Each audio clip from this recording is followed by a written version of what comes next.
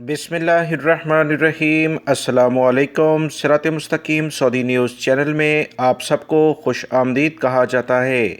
आज 13 मार्च 2022 है। सऊदी वजारत सेहत की जानिब से कोरोना से मुतल्लिका जो ताज़ा तरीन अपडेट जारी की गई है, उसके मुताबिक पिछले 24 घंटों के दौरान सऊदी अरब में 145 अफराद कोरोना का शिकार हुए हैं।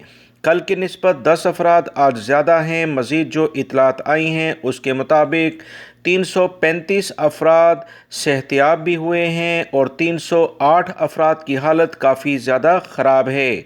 सऊदी वजारत सेहत की ताज़ा तरीन रिपोर्ट के मुताबिक एक शख्स का पिछले 24 घंटों के दौरान इंतकाल भी हो गया है। इन्ना लिल्लाहि व इन्ना इलैहि राजिऊन।